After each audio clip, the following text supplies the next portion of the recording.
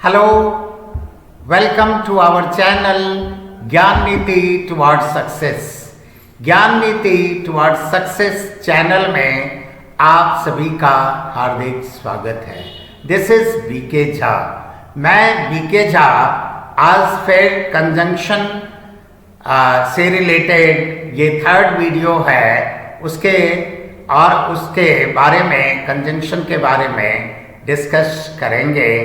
पहले वीडियो में हमने कंजंक्शन के डेफिनेशंस के बारे में बताया था, फिर उसके बाद उसके टाइप्स की conjunction on the basis of uses के आधार पे ये दो पार्ट में हम डिवाइड करते हैं, ऑन द बेसिस ऑफ कोरिलेटिव्स और विदाउट कोरिलेटिव। तो हमने क्या डिस्कस किया था? कंजंक्शन विद कोरिलेटिव्स और दूसरे में कंजंक्शन विदाउट कोरिलेटिव्स के बारे में बताया था। और फिर फर्दर हमने ये आपको बताया था कि कंजंक्शन विद कोरिलेटिव्स में क्या क्या है। नो सूनर का कोरिलेटिव्स देन होगा। कोरिलेटिव्स मीन्स पेयर, ऐसे कंजंक्शन जिनके पेयर होते हैं वो अकेले नहीं होते हैं। और कंजंक्शन विदाउट कोरिलेटिव्स में वो सिंगल वर्ड कंजंक्शन होते हैं। तो इसमें जैसे आप कह सकते हैं and, but, or, since, when, etcetera. तो नो सूनर का कोरिलेटिव देन है, हार्डली और स्कार्सली का व्हेन बिफोर है, द रीजन वाई का दैट है, this is the reason why, though, although का पेयर येट होगा। और अगर येट नहीं देना चाहते हैं तो आप सिर्फ कॉमा से ही, आप कॉमा दे करके येट का यूज नहीं कर सकते हैं। सो का एज होगा या सो एज, सो का दैट होगा, सच का एज, सच का दैट, आइदर का कोरिलेटिव और नाइदर का नॉट, नॉट ओनली का बट ऑल्सो, बोथ का एंड, वेदर और लेस्ट का कोरिलेटिव। लिस्ट बहुत इंपॉर्टेंट है, शुड होता है, रैदर, अदर देन, सेल्डम और नेवर का कोरिलेटिव दो होता है। सेल्डम का या और लगा होगा तो नेवर होगा, और अगर इफ होगा तो एवर का यूज करेंगे।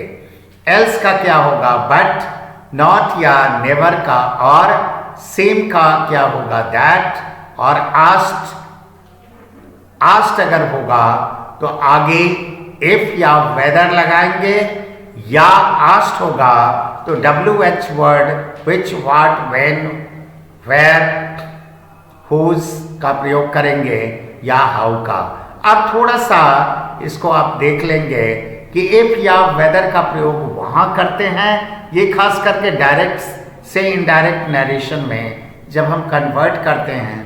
जो इंटरोगेटिव सेंटेंस क्या होता है, हेल्पिंग वर्ब से स्टार्ट होता है, उसको इनडायरेक्ट में कन्वर्ट करते समय आस्ट के बाद इफ लगाते हैं, या इफ अगर नहीं लगाएंगे तो वेदर का यूज करेंगे।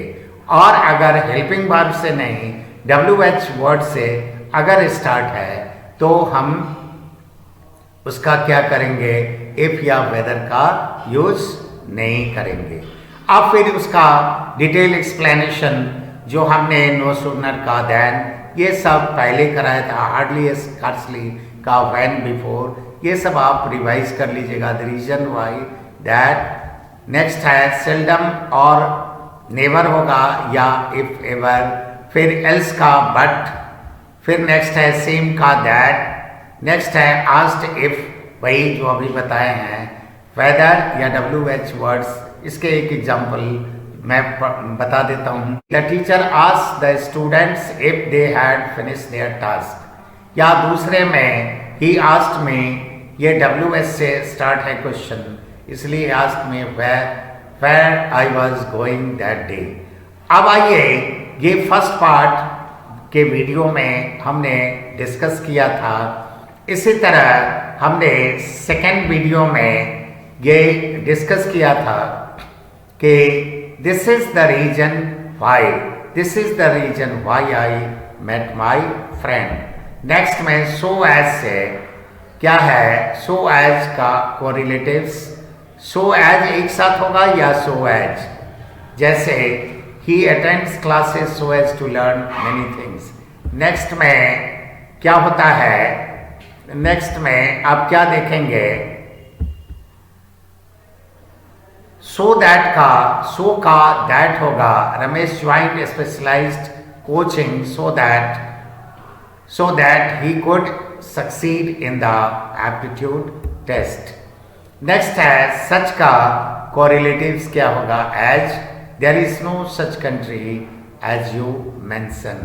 नेक्स्ट सच का that होगा, such was his love for her that he sacrificed even his life for her sake। Next either का और होगा, one has to work either for the society or for the country। next neither का nor होता है, the doctor is neither kind to the rich nor to the poor। not only का जो pair है वो क्या होगा, but also Mohan is famous not only for his charisma but also for his speech। and इस तरह से आप क्या देख रहे हैं कि नेक्स्ट जो है ये यहाँ पर जो कॉरिलेटिव कंजंक्शंस के बारे में अब तक हमने ये डिस्कस किया है।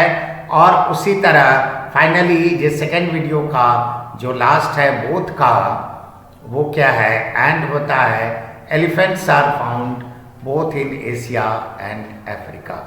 तो इस तरह हमने इन दोनों वीडियो में कॉरिलेटिव कंजंक्शंस के एग्जाम्पल्स को इलेबोरेट करके आपको बताए। अब हम जो रेस्ट बचे हुए हैं उसके बारे में हम आपको क्या है बताते हैं। तो आइए हम नेक्स्ट वीडियो पार्ट 3 में हम आगे आपको बताते हैं। सबसे पहले आपको एक चीज ध्यान करना होगा कि जितने भी ये कोरिलेटिव कंजंक्शन के पेयर हैं उसको आप अच्छी तरह याद कर लेना। तो हम क्या देख रहे हैं कि वेदर का पेयर क्या होगा, और होता है। और आई am not certain whether he will come or not। I have to go whether you like it or not।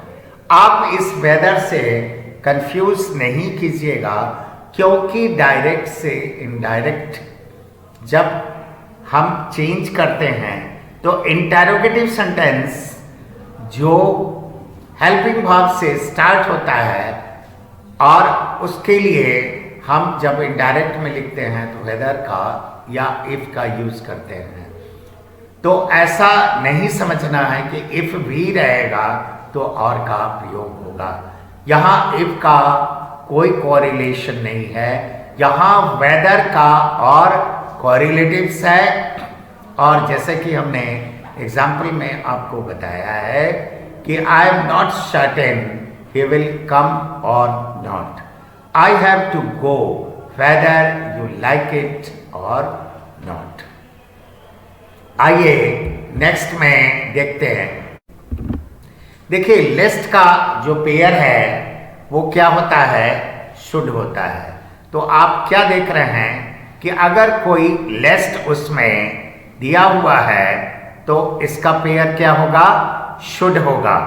तो अगर हम क्या देख रहे हैं कि आप देखिए यहाँ पर क्या है, एक एग्जाम्पल मैं लेता हूं, मेक हेस्ट लेस्ट क्या होगा, यू शुड मिस क्या होगा, द ट्रेन। यहां पर क्या होगा, जल्दी करो, make haste lest you should miss the train. जल्दी करो नहीं तो ट्रेन मिस हो जाएगी। यहां पर लिस्ट का अर्थ क्या होता है, नहीं तो। लेस्ट का मीनिंग क्या होगा, नहीं तो अगर वाक्य में लेस्ट का प्रयोग है तो आगे हम क्या करेंगे, शुड का प्रयोग करेंगे। यहाँ पर आपको एक कंफ्यूजन होगा कि लेस्ट के बाद मेक हेस्ट, लेस्ट के बाद सब्जेक्ट जो है यू है, यू सेकेंड पर्सन में है और यू के साथ वुड का प्रयोग नहीं हो करके शुड का प्रयोग हुआ है, क्योंकि इसलिए कि चाहे सब्जेक्ट कुछ भी हो, अगर लिस्ट का प्रयोग है तो उसका पेयर शुड होगा। दूसरे जो एग्जाम्पल्स यहाँ मेंशन है कि drive slow lest you should meet with accident, और नेक्स्ट एग्जाम्पल एक और है one should work hard lest one should fail in the examination. ठीक है, नेक्स्ट क्या देखते हैं अगले एग्जाम्पल में, रैदर और अदर। रैदर का प्रयोग जो होता है, रैदर का पेयर क्या होगा, रैदर का पेयर यहाँ पर हम क्या देखेंगे, रैदर जो है, रैदर का हमेशा क्या होगा, आगे देन लगेगा।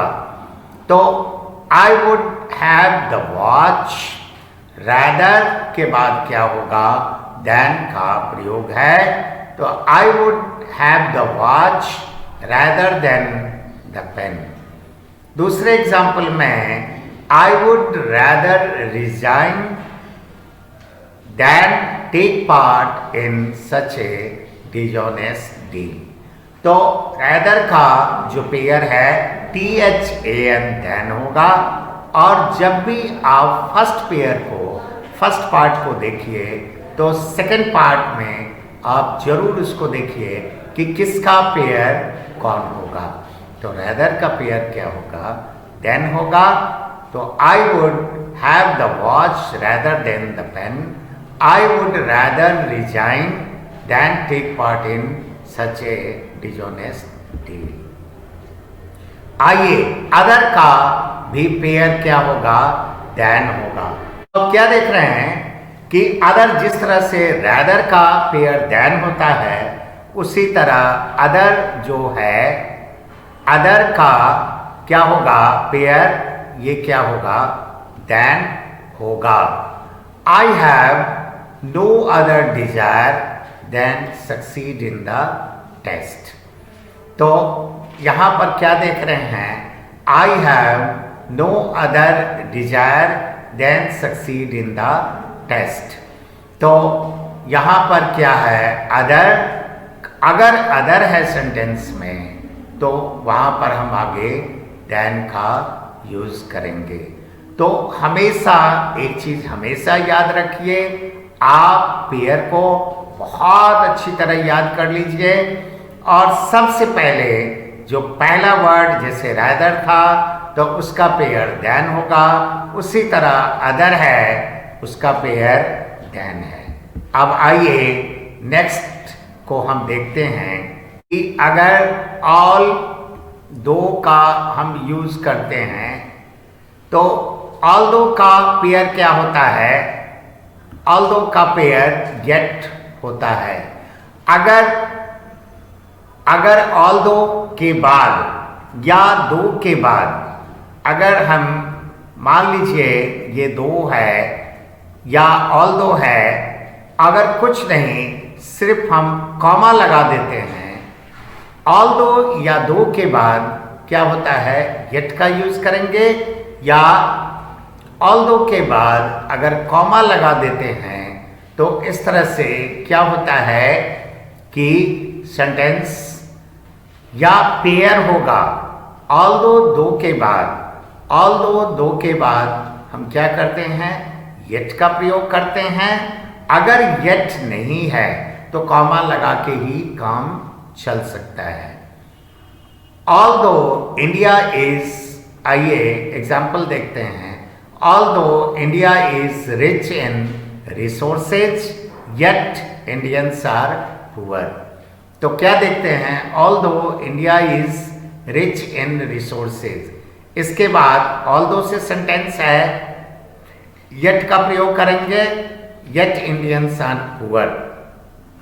या though India is rich in resources yet Indians are poor. अगर हम गेट का यहां प्रयोग नहीं करेंगे तो हम यहां लिख सकते हैं although India is rich in resources, और जहां येट है वहां सिर्फ कॉमा लगा देंगे, इंडियंस आर पुअर, तो सेंटेंस करेक्ट हो जाएगा। दूसरे में देखेंगे though I am not a headmaster, though I am not a headmaster yet I behave like a headmaster. तो यहां पर क्या देख रहे हैं कि though I am not a headmaster yet I behave like a headmaster, या दो I am not a headmaster comma I behave like a headmaster. तो ऑल दो या दो है, ऑल दो या दो अगर वाक्य में है तो उसका पेयर येट होगा। अगर येट का प्रयोग नहीं करेंगे तो सिर्फ येट के स्थान पर कॉमा लगा देंगे, तो येट के प्रयोग करने की आवश्यकता नहीं होगी। नेक्स्ट फाइनली हम देखते हैं नॉट हो या नेवर हो तो क्या होगा, और का प्रयोग करते हैं। अगर नॉट है तो और लगेगा, अगर नेवर है तो और का यूज होगा। तो इस तरह से हम क्या देखते हैं कि नॉट का पेयर और होगा, या नेवर है तो उसका पेयर और होगा।